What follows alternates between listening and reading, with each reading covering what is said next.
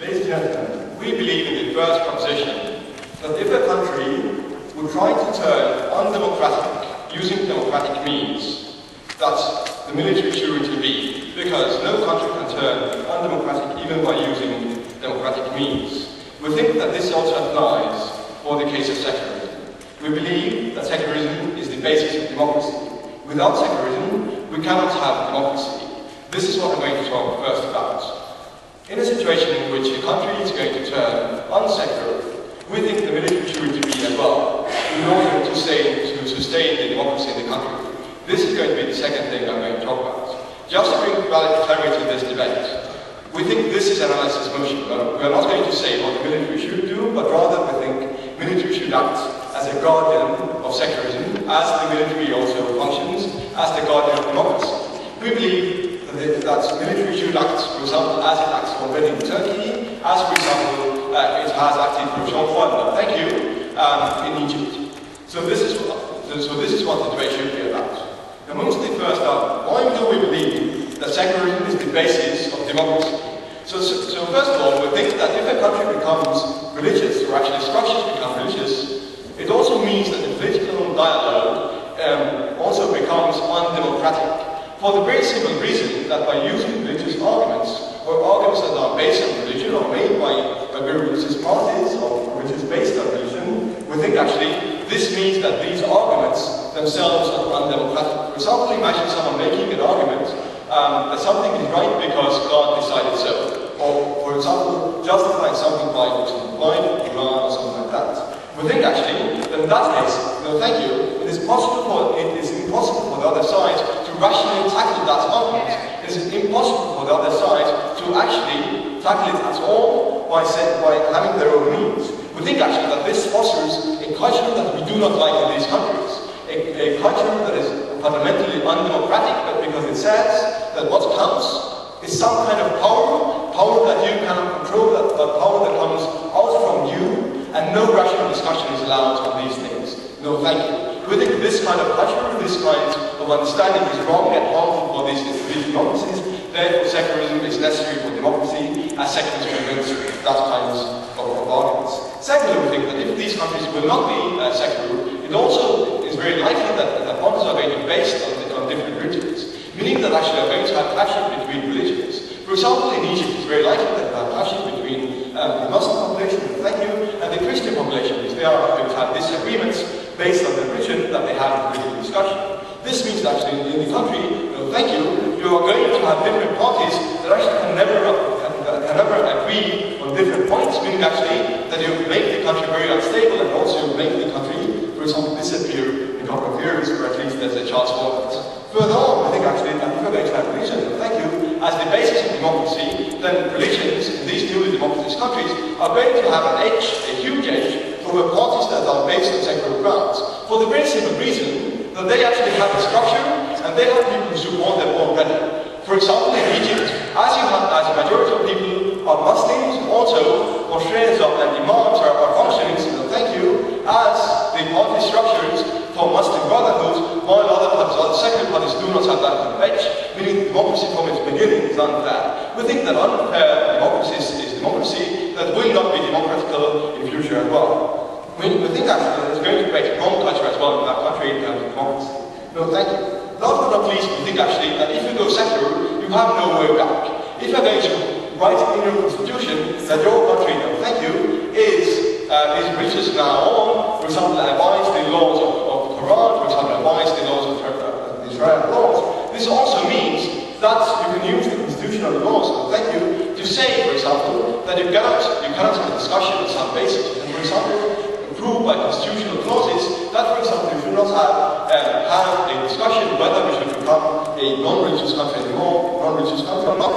For the reason thank you, that the Constitution says that your country defends Muslim culture, your country, for example, is defined by Muslim culture and is against any kind of non-Muslim things. Yes, sir. Do you believe that Israel and Turkey are democracies? Yes, we do. We actually think that in these countries as well, as it has been proven by history, military has actually stabilized the country. We think that it's due to military in these countries that these countries so far are democracies.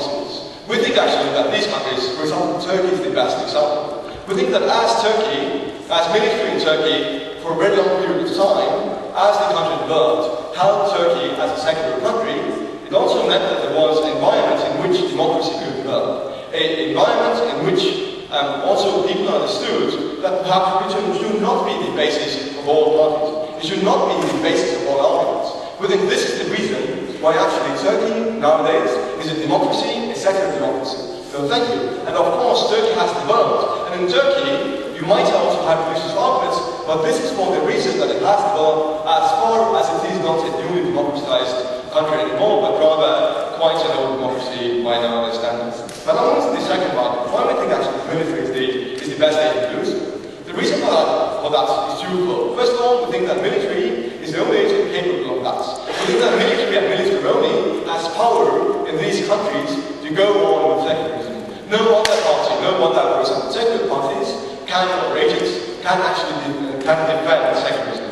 Secondly, we think actually that military also already agrees or shares these values, the values of secularism. In most countries, militaries are secular already. They do not have a democratic culture, but they do have a secular culture.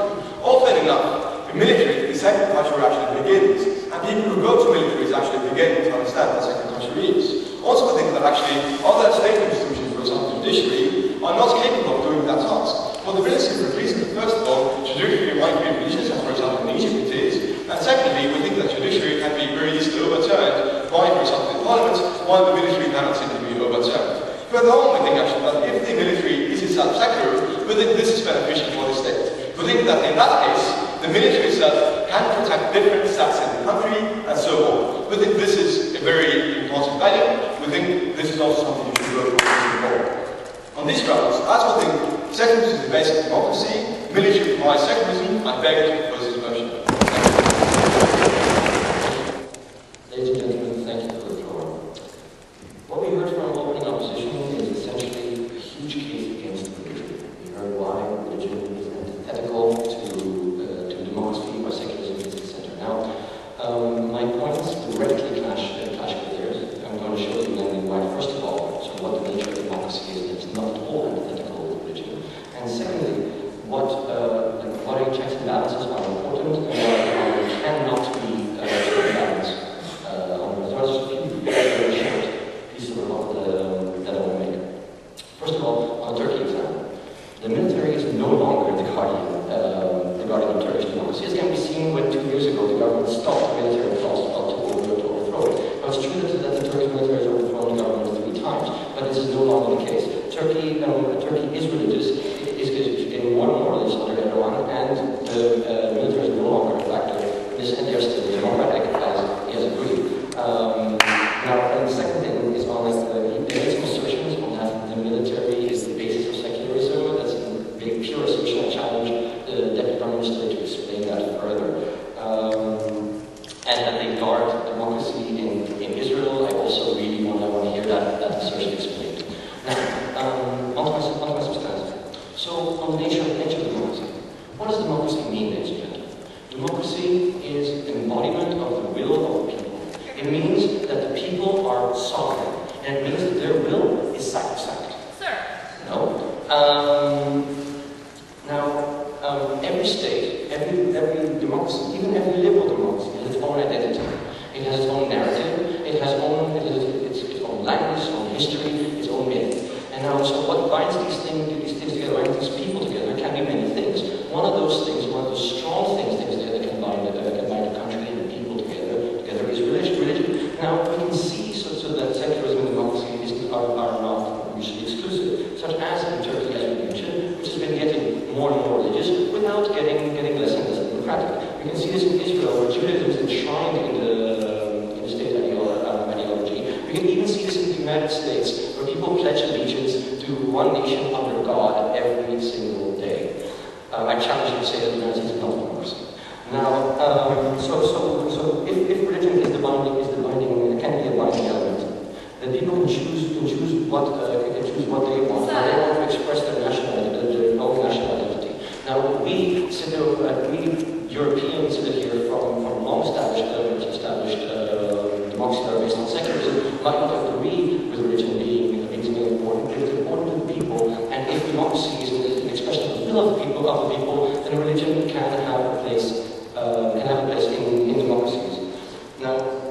So we understand, we especially understand that new democracies are very volatile, and that people need to be a stakeholder in the democracies in order to keep the democratic institutions intact. So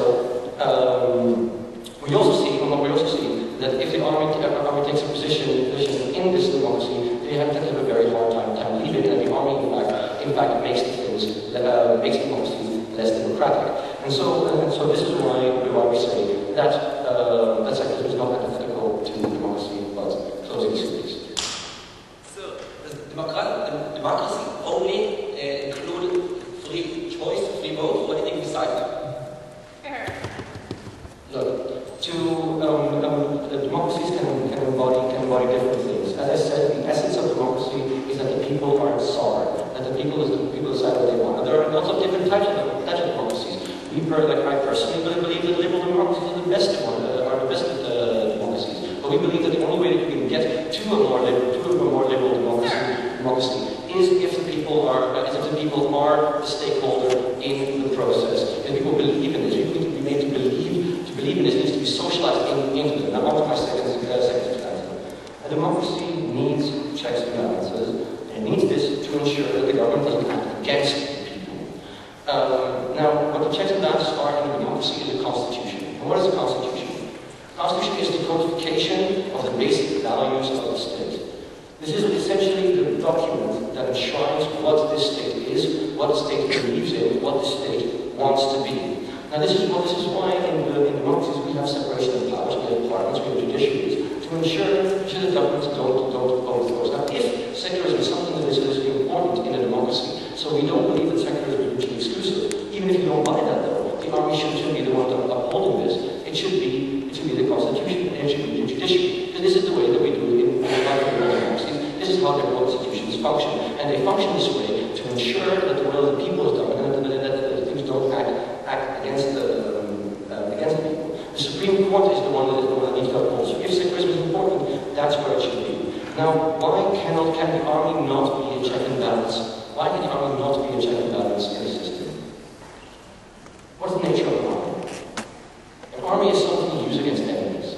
This is why you have a separation between the police and an army.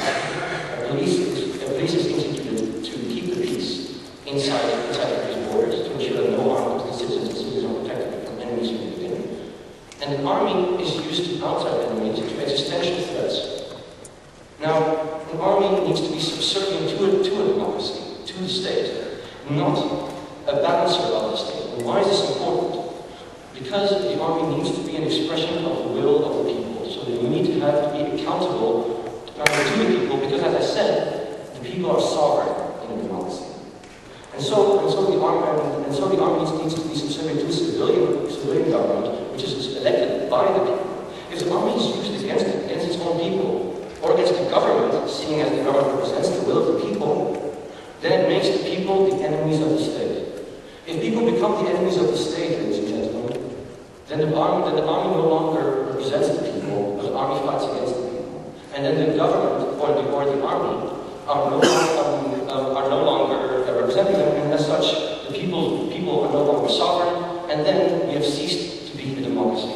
And this is what we've seen. We've seen in army interventions in Venezuela, we've seen it in Burma, and we've seen it all over the world, that when the military gets involved with it thinks it knows what to do better, it hesitates to give up power, just like it hesitated to give up power to the newly elected Egyptian parliament in the recent elections. So what do we prove to you today? That seeing as nature of democracy is that people are sovereign, and that this is not necessarily mutually exclusive with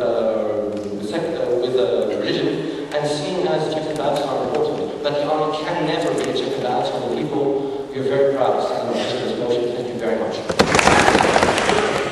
Mr. Chair, I'm a bit confused about what they don't like about Turkey. Are they saying that Turkey is not a good state, or are they saying that army is no longer able to be the character of democracy? We're not debating on this fact whether it should happen, that in all the countries it should happen. We say that if we are in the situation of having new democracies in countries where Arabs are being undermined, we say it would be better if it would be a secular army rather than an unsecular army. And we say it would be better if there was a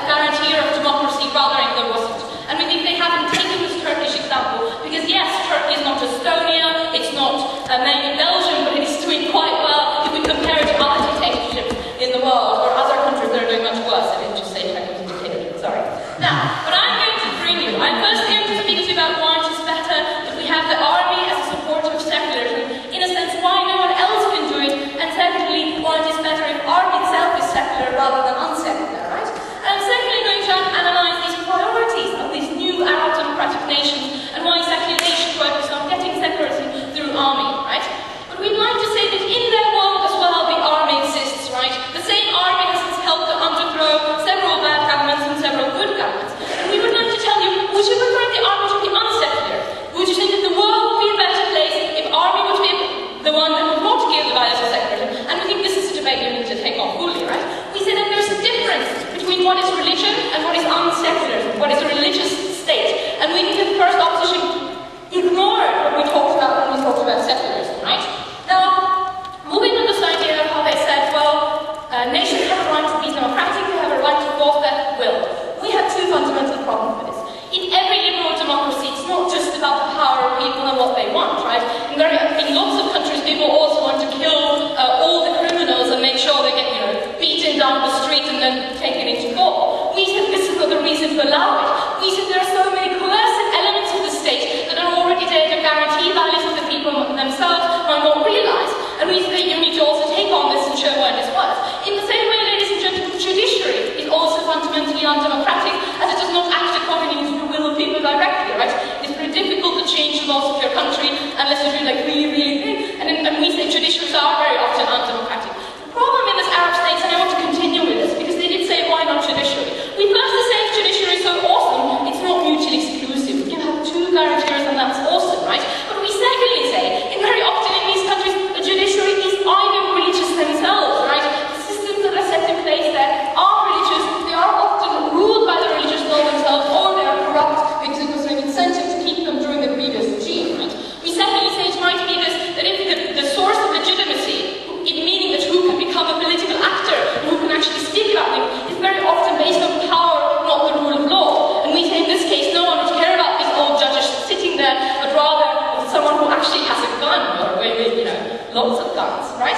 So we say you also need to take on this. Now, moving on to my constructive part and the rest of the rebuttal will be integrated. And speaking about why armies are better off, right? And then there was this next point that they asked us to explain why armies were likely to be more secular. We said that army than any other group is easier to grow as a secular place, right? We say that what happens within the army is extensive mental and physical training. And we see during the time it is much easier to teach the people the values of secularism than, for example, for them to enter into politics, because that is already the place where they might be corrupted by the idea that unsecularism is cool, right? And because this is so much ruled by people, while the army is more a hierarchical structure, it is easier to do that, right? So we secondly say that there is a reason why army is the better guarantor of democracy or secularism, as for example other places is, because armies in these countries might either be powerful or secondly they have the source of legitimacy that I talked firstly about, right? We say that the problem of these countries is that often overthrowing is not based on the fact that we have legal norms, it's based on the fact how much power we have. We think it is good that if we have a powerful agent in that country, it is secular, right? And this gets me to my second part of why army is better as a secular, right? We say that secularism in itself, it says it is okay to be religious, right? It is inherently okay to be religious, but it is wrong to force your religious behavior on others. It is wrong to have power structures within the state that say that you should not have abortion, that you should not open yourself up, you should only wear black clothes and not speak out loud at all. And we say that that's the difference. We say when army believes that, and where army is the one who actually supports these values, it is more likely to be also more democratic and liberal army. And we said we are much better in a war with that than the army who isn't secular in that sense, right? So we said this is why secularism is so much connected not only to the ideas of democracy and also majority power, but also to the ideas that everyone deserves rights, and that those rights are limited and not opposed to other rights. Now moving on to my second point, right? Sit down. I want to speak about these priorities of the Arabic states, right? Actually, I have to take this over. Yeah, go ahead. Under your system of values, is it legitimate for the army to bloodily strike down anti-government protest? For who? For the army to bloodily strike down... No, I don't think that's justified. I don't think it wants to justify that. But what we are saying is that yes, there are bad armies in the world. We can't defend them all. But what we're saying is that there's going to be an army. They're going to want power. We would rather have them be secular, liberal and cute, than be terrible, religious and wanting to kill people that don't believe the same way that they do, right? Now moving on to the priorities of the Arabic state. We first say that these new Arabic nations need to rebuild themselves. They've been either hurt by corruption, they've been either hurt by the fact that they have been deprived of rights and the wealth that they have in their nations. And we say that in this case, we not only need to rebuild, but we also need to distribute this equally in order to solve conflicts in the long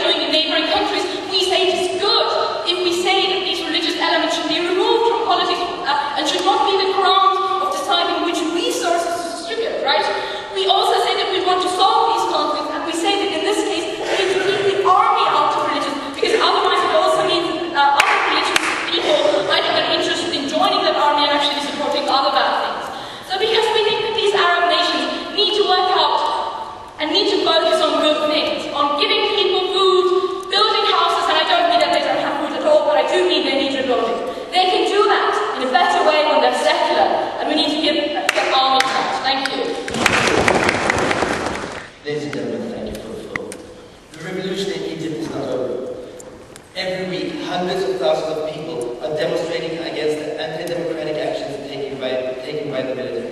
They have struck down the new parliament. They have coerced the judiciary to act in their favor.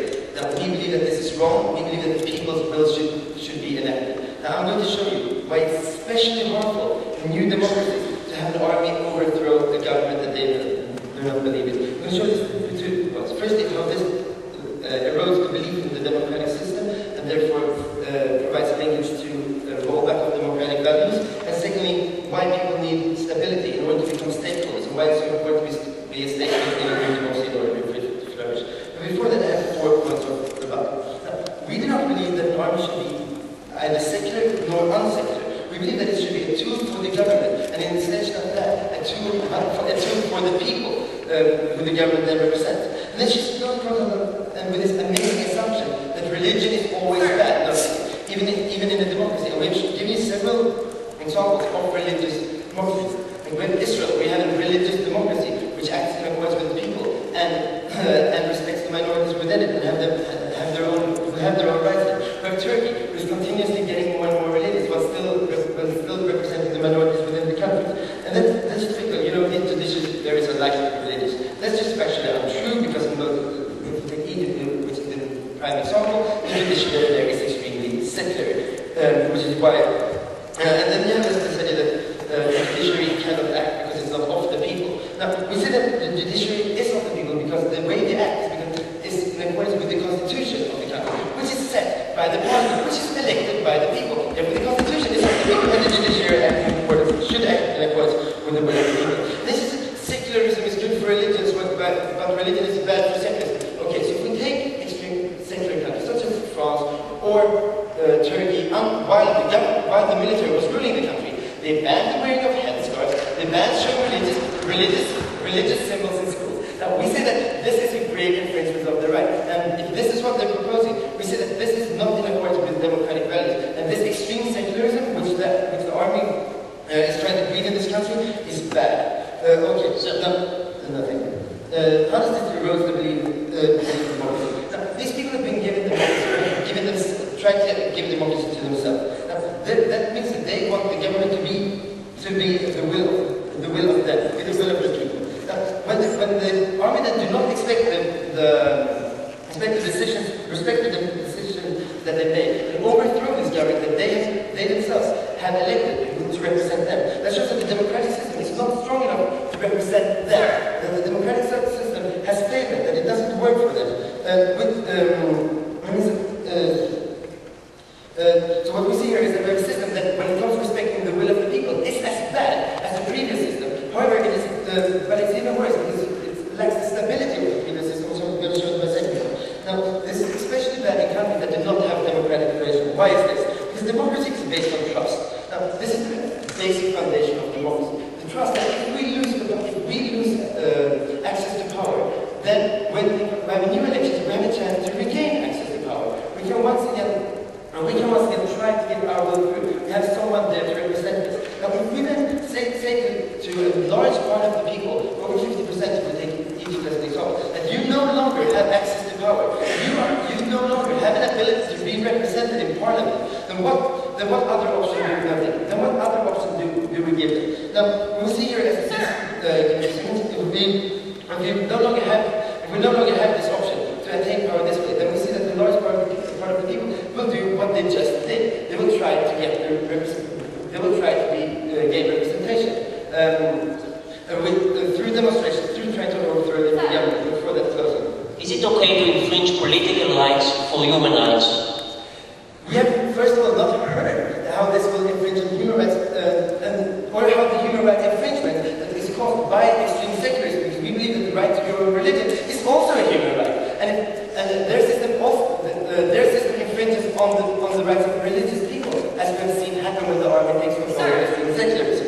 So we do not think that this is a zero-sum game, religion or human rights. So we'll see that the military guarantees one rule. Now, if you do not have this tradition, we will see them try to do this over and over again. So they will try to get themselves represented, which means that they then will try to elect or try to get in power through the military or in some other way, which will guarantee the right of the majority of the people. They were completely successful shutting out the minorities, or from access to power, which will lead to the same problem coming up again, or the country being permanent and ungovernable state. Okay, to my second point. Why do people need stability in order to be stable?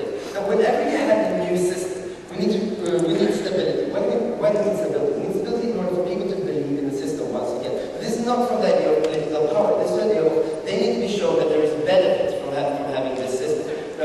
Because under the previous system, they had a somewhat set of laws under which to follow. They knew how to act under that system. But if you have a new system that is constantly changing, or in which you cannot represent it, you lack this stability. Now, why do we need stability and a clear way for people to act under? Because if you don't have stability, like when you run a business, for example, you do not know how to interact with other companies because you don't have a clear guarantee. Because all of a sudden the rules might change. When you do not have someone who can secure your values, and if you do not see these benefits, if you do not see the economic benefits that this leads to through investment, and investment are drawn to stable places. Most investors are kind of afraid of the government changing all of a sudden, because when you have a government that changes all of a sudden, you have the fear of nationalization, you have the fear of people changing home. If you don't have a stability to promote this investment or tourism industry, you cannot give the dividends to the people that they need to see from the new system. So we see here that both economic and through the political perception of the people, that this undermines the democratic values that we want these countries to have. So we have shown you the greater harms that this will have, that this will lead to less democracy than their system. That secularism is at the end of religious people, but the religious government have shown themselves capable of respecting minorities. And for these reasons, we take it to a close. Mr. Speaker, in a country where more than 80% of the people want to stone a woman to death for not remaining faithful to her husband, in a country where most population want to kill a person who renounces Islam, in a country like Egypt, where the Muslim brothers were elected and they're the biggest party in parliament, and they want to enforce the Sharia laws, what I just said, this is a country where human rights are far more important than political rights. Today my intention is to speak about 2 points. First of all, I will explain why human rights are far more important than political rights. Then I will show that even if the people want those kind of laws, sometimes we do not need to recognize everything the people wish. Okay, 3 points of rebuttal now. So first of all, he said it's going to hurt people because they are about to see that democracy doesn't really work. Well, we do not accept this because we don't think they quite understood the motion. The army is not going to force secular values over religious population. The army is simply going to defend secularism when this is threatened by the army, by the religious population, like in the case of Sharia laws. So, second of all, I asked him whether or not it's okay to infringe political rights when human rights are being endangered. And he said, well, you have to show me because it hasn't been shown. This is exactly what I'm going to do. Then he said, guys, we're not going to have stability because before that, he said those people will not be represented and they will try other ways. Well, first of all, we don't think they will be represented because they will have Muslim laws in general, but will not have the specific laws that infringe human rights. And we think Muslims all over the world, in England is a very good example, when they believe in somewhat radical Islam, they are still willing to respect the authority of a democratic country and not having the Sharia laws. Then he said we're not going to have stability just for the exact same answer. We are going to have stability, and even if, assuming that we didn't buy this point, we think that human rights and having people feeling safe and not remain in bodily integrity is much more important than stability with political powers. Let's go on to my first point. Why do you think human rights are more important than election? Obviously, it's a point that you have to explain because first opposition thinks that the most important component of democracy is free elections. Okay, so what we have is we have two major important components of democracy. If we accept what the first opposition said, the aim of democracy is to act for a collective. They accept that they have the power. But what do we mandate democracies to do? For example, to shape our domestic laws. What is the right distribution of budget? How are we going to act in foreign affairs? Now, those things are obviously political ambitions and they are obviously very, very important. But what is far more important than these? Some things like bodily integrity, some things like the will to have, to lead your lives the way you believe, the will to have your opinion without no one forcing you another opinion. Those are far more basic things. If you don't have these, first of all, every reasonable person will prefer these over political ambitions. Second of all, we think that if you don't have this, you don't really care about the domestic laws of your country, you don't really care about the distribution of budget. First of all, you don't want to be afraid in the country where you live. This is why we think that Western democracies, they are more likely to intervene in a country that atrocities are taking place, in a country that hurts human rights, and not in a country like some would say China that only hurts political rights, because we all recognize that human rights are far more important. Now, let's go on to my second point. What we say here, taking a second, that those people are not going to have a free national choice. And this is why we don't have to automatically respect their choice when it concerns things like Sharia laws, things like forcing secular populations into things we are not willing to accept. Go. Besides changing the mechanism, how are some Islamic laws so secular and can still represent the will of the Again. Besides changing the mechanism, how are some Islamic laws secular enough and still represent the will of the religious people? I don't think, okay, those are two things, first of all. Second of all, I'm sorry, I didn't get it. I'm sorry. Okay, so to my second point, why do you think they're not actually having this free choice? Three reasons. First of all, because they are not well informed. Second of all, because religious parties have an unfair advantage. Third, because of the religious nature of the change of choice. Let's go one by one. First of all, not informed. The fact that those people lived in countries like Egypt and Libya, in the same populations that were also religious, so they never knew what a life in a Western country like London or like England looks like. They never knew that they have the right to dress the way they want, that they have the right to do whatever they want once they're 18, and that their parents can do some awful things that some of them do. The second thing, we think religious parties have unfair advantage. What do we mean here?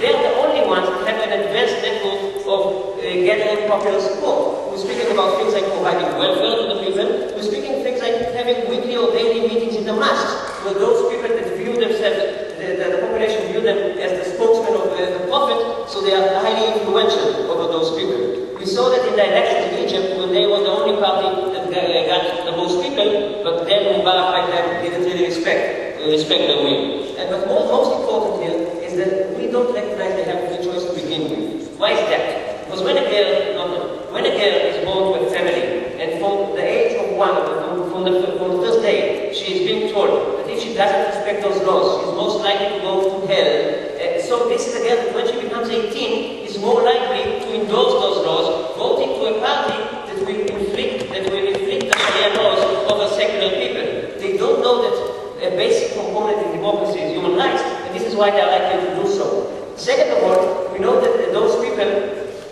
they tend to shape, they tend to accept decisions not only by the law, by God, but also by the physical punishment that is in these Sharia laws. Meaning that I don't want to go against Islam because I know I will be pained. This is the kind of things we want to prevent. Now, who are in danger in this debate? Obviously, other minorities, obviously people from other religions, namely Christians, and we think just being the minority in Egypt or Libya it's very bad for them that because of the minority, they will be now under those laws. So what do you have in this debate?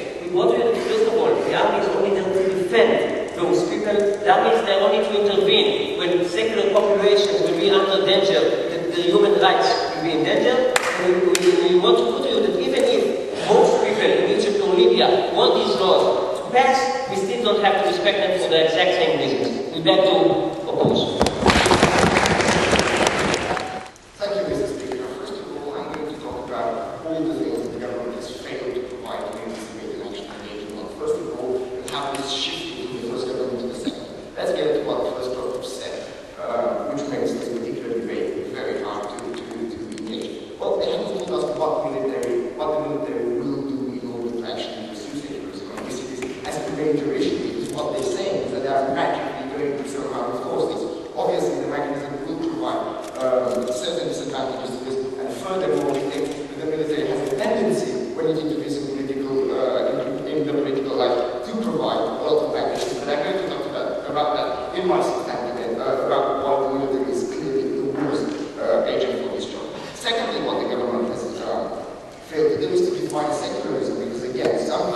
only the very bad religious things in political discourse will disappear. We don't know exactly how that's going to happen. And thirdly, we don't know how they are going to identify religious values versus moral values. And I'm going to tackle that in my substantive, my second substantive, which I'm going to tell you how morality, which is inherent to democracy, and how values are created based on a religious past, and that these particular elements of religion are currently very active, and also in the political discourse, see conservative parties.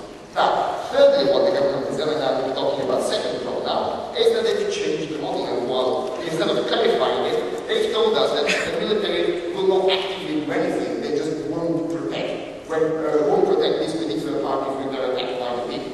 We see that this is not necessarily an improvement, and it's still very, very unclear as the action state. They will protect them into the level of actually promoting or letting a revolution happen, or they will not protect them while putting the safety of the actual state or the sovereignty of the state in question is an issue. But the biggest issue that second prong has done is basically they've told us that there's a distinction between Muslim laws that don't affect human rights and the ones they do. What haven't explained? So again, only the bad bits will magically disappear from legislation while being enforced through magic by the military. And no thank you. So we think that this is obviously an issue because we can't really engage with something which nobody knows how it happens and only it does the very good things it's supposed to do. Now, let's talk a bit about what the second topics have been bringing in their substantive. First of all, they told us that political and religious rights are not necessarily coexist. Well, we think that they disrespect the definition of freedom. It's obviously there's two types of freedom. There's negative freedom, there's positive freedom. Negative freedom involves lack of coercion, which means that they are trying to improve this particular which means that they are trying to infringe on negative freedom, which means coerce these people not to be able to express their second positive right. So we think that this balances out. If these people are forced into not making the choice, we think that their freedom is still hindered and they're not necessarily very well off. But let's move on to the second point, which is people don't know what to do because they're new states, and we think that's great. We think that new states need to develop, need to engage in social discourse, and we think that this leads to progress in a much better way than imposing a model which, to be frank, has not worked very well everywhere it was applied. No thank you. Now, let's tackle on about this particular issue, how certain political parties have an advantage in these situations because of the general feeling of the population. Well, to that we say, yeah, so do nationalist parties. Xenophobia is obviously a value we don't necessarily think, and yet we don't ban them. Why? Because we want to engage in political discourse in these parties and actually bring in the mechanisms of democracy of resolving the issue of xenophobia rather than simply banning them outright. But let's move on to our extension.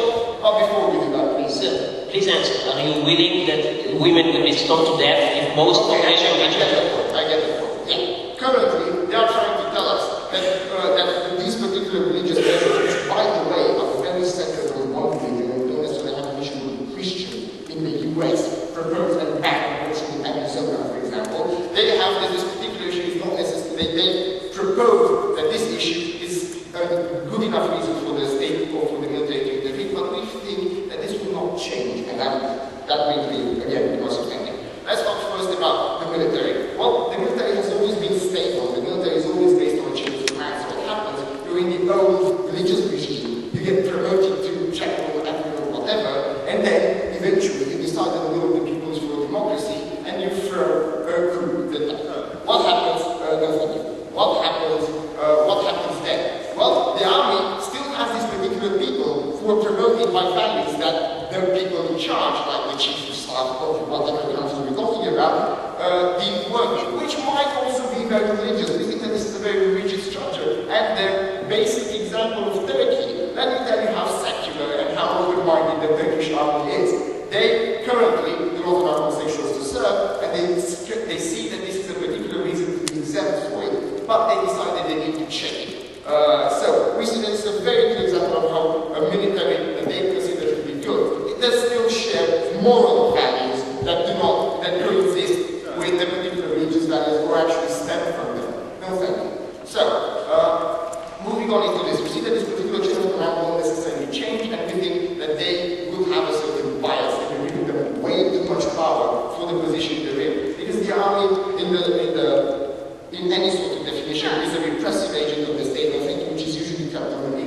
think that giving them a purpose by going to go all out usually means that they will use it, or at least they have the power to use it, which is bad enough. But let's talk about the political discourse and what new countries have to do. Well, we think that new countries have to have stability in order to get through the transition process. And we think that religion grounds people into their beliefs and actually helps the population of these countries accept and somehow influence the changes that are happening, therefore making this particular transition more important to the populations there. Secondly, we think that values do not come from the outside. They need to be engaged in the political discourse as previously stated. And we think that this is the best mechanism to do without any sort of interference. We think that if we have a political discourse currently, it will eventually be engaged with. And if the particular points will be accepted by the people in this particular democracy, they will eventually start making changes. We do not want everything now, because this will obviously also create a backlash in terms of rallying to a level of imposed values. And we see that this is very problematic. We think that values and morality coexist with religion. We see that you can't quite distinguish between them, and because the proposition side have not made this statement, we believe, have not made this clear, we believe that there is an issue actually. So for all those reasons, we beg you to oppose. Okay, so quickly about that, and then putting the clash in this debate. The first clash would be the army, that we talked about a lot about that. Secondly, we would ask what is a democracy and which element of democracy is more important for us. And finally, we talk about the people's choice and those who respect that choice. Before that, first of all, regarding the mechanism, I find the first minute of the previous speaker's speech is kind of unnecessary to define as an analysis debate from the first. So let's disregard that. Then let's organize this debate. This debate was actually quite defined very well by first government. They said they will not accept religious values when they go against basic democratic principles. So when you ask when do we know that these religious values are bad, you already got an answer from the start when they go against basic democratic principles. These principles include human rights, which I don't talk about for 7 minutes and did not receive any decline whatsoever. Okay. Then they said, well, we cannot force people not to make a choice. That's what we're doing. We're letting them make a choice, but we're limiting their option. And we think we can limit their options because of other reasons already explained. Because human rights might be infringed. No, thank you. Then we heard that imposing values is not efficient, it is not correct. Let's take 2 things. First of all, values can be imposed. I'll give you that another which can. It's democracy. We impose democracy, and today most Japanese believe in democracy, so there is no rationale for why we can't impose democratic values. And people say that even if it's a difficult process, it's supposed that if someone, and not just someone, but 50% of the people or women might be hurt by the current situation. So obviously we will impose values if we have it, and if we really can have a very long effect. Now let's start with the main clash in this debate. So first of all, the army. So first, the army is more secular and is the region that can, that can protect democracy and secularism and liberalism. Okay, what have we heard from the opposition? We heard actually the same thing again and again and again. We heard that this way the army won't gain popular support, and therefore there will be less stability and less support for democracy.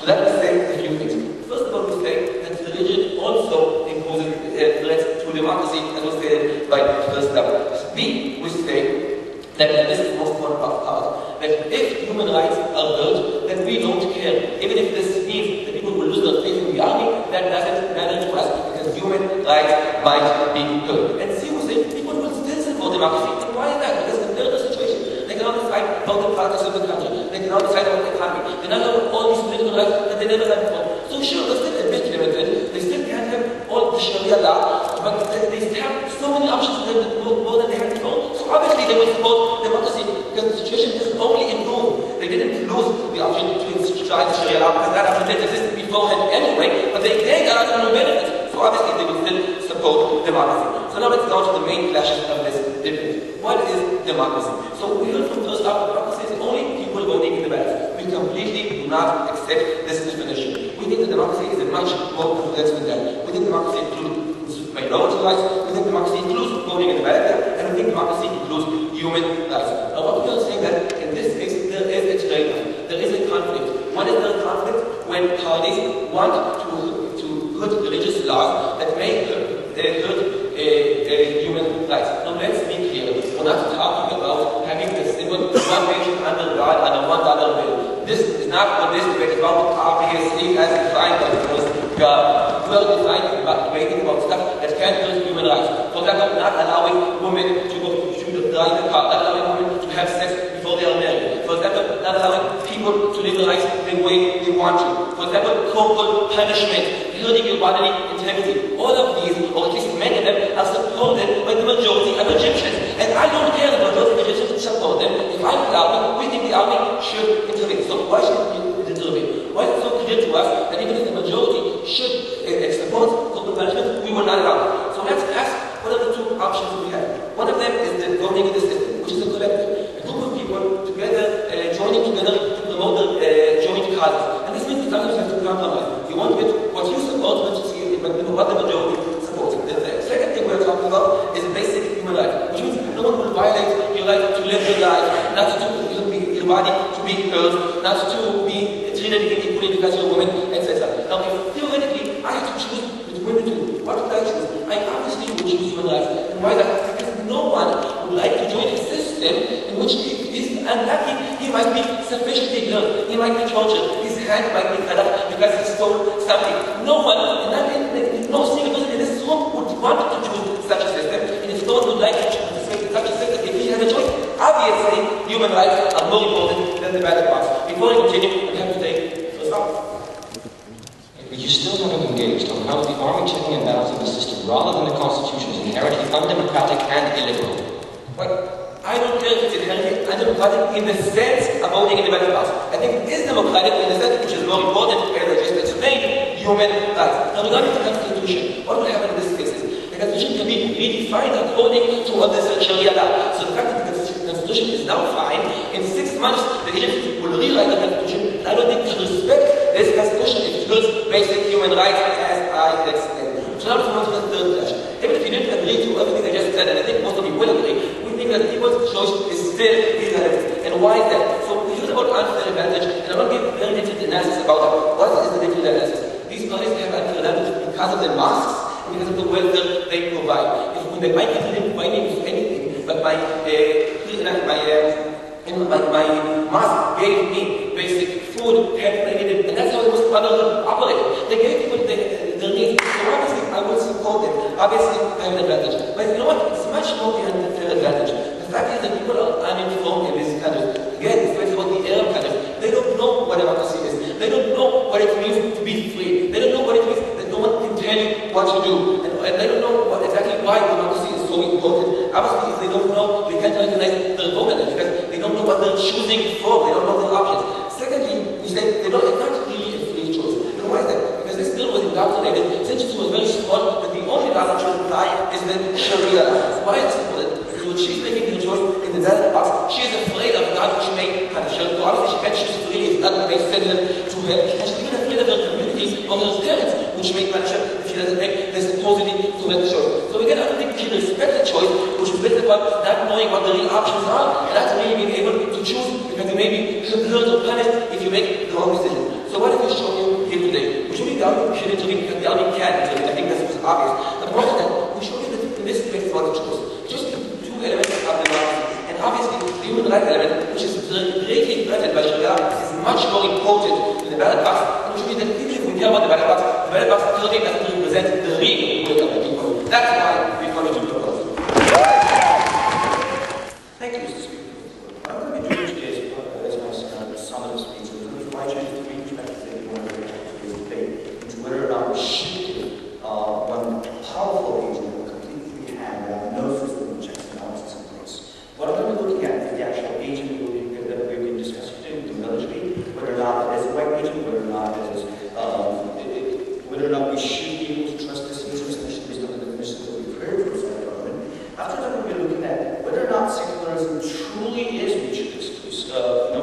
Religion truly is mutually exclusive to democracy. Whether or not it is okay to include religion as part of the political discourse. And last time we'll be talking about social change and how that is actually brought about. If I can find out this speaking. There we go. So the last thing I'll be talking about social change and the transition to ongoing and the stability that is required to handle this transition period. So let's look at the agent, right? First of all, we're actually very curious what side the organization wants to set in place for this kind of with their proposal. Because what we've heard from the British government is that, well, they will actively take steps to ensure that it's not, that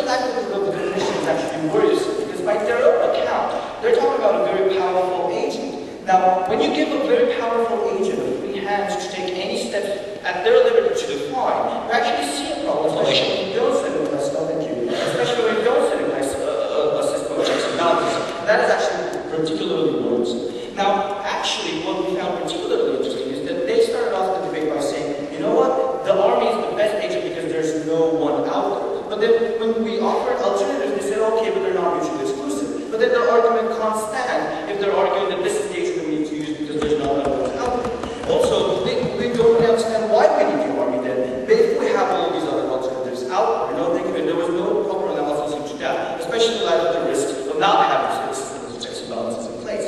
But even more interesting, when they tried to trash the judicial system, the main argument against using it as a valid alternative is the fact that, you know what, it's not secular enough, whereas the army is. But that's factually wrong, because as we've showed you already as part of our extension, the Turkish army is anything but secular to begin with, and that's problematic in itself. And even worse, as my colleague provided you analysis into our extension, the military is actually, in most of these newly democratic states, formed from the same people, from the same old structures of the regimes in the past. Now, we find it particularly problematic to give this old archaic structures that tend to be incredibly conservative and that used to answer to a particularly different regime, now the ability to bring down this new democratic structure. This is in itself a massive risk, and in itself a major reason why we don't believe, that the military should be given a free hand, just because of its potential biases in that direction.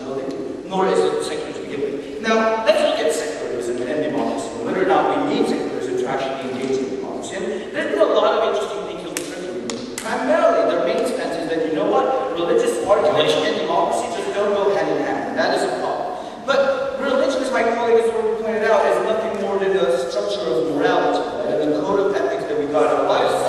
But then we allow those to occur within our, we allow those to take part as part of our political discourse to begin with. And we haven't really been able to identify from the side of the government why is it that religion in particular is different from the moral codes that we do engage with on a day-to-day basis. And I'll give you an example, that it's not okay to kill, thus I'm going to be against abortion. We do have all these moral codes within our discussions, and we are perfectly acceptable with having them. And especially because otherwise we deny the will of the people to actually define themselves as part of their democracy, as we've already heard. And they say, well, restrictions occur all the time. But fundamentally, those restrictions occur to you're not allowed to kill someone else. Slightly different from restrictions on what is allowed and what is not allowed in a political discourse. But even interestingly, what they actually claim is the fact that the Sharia laws and all of these elements within Islam actually generate two things: inequalities and human rights abuses. Now, what we say to that is fairly simple.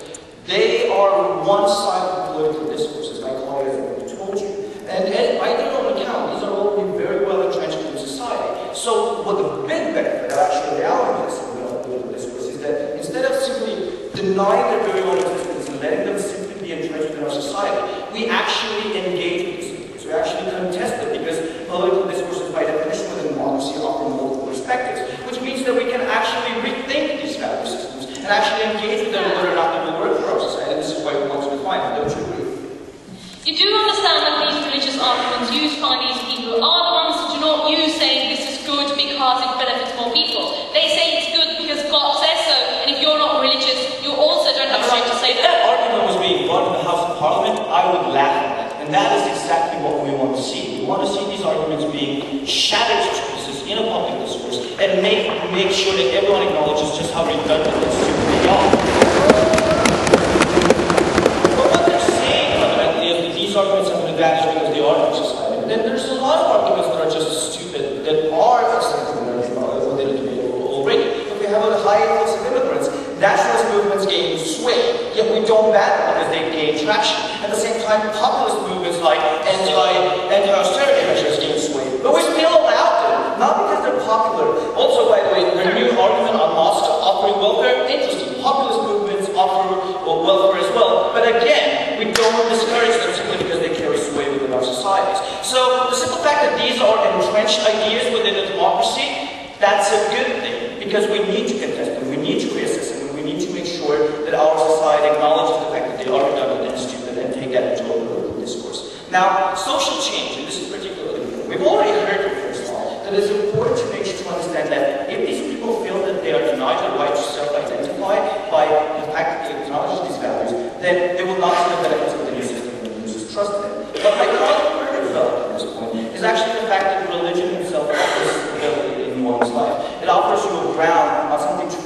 happen, especially in these societies where it is so self-entrenched, as they say. Now, the problem that we're having when we put democracy as being one Catholic is that we carry out a dual civil revolution rather than letting people get acknowledged and accustomed to the new democratic pattern that they need to get used to, and the new social dialogue.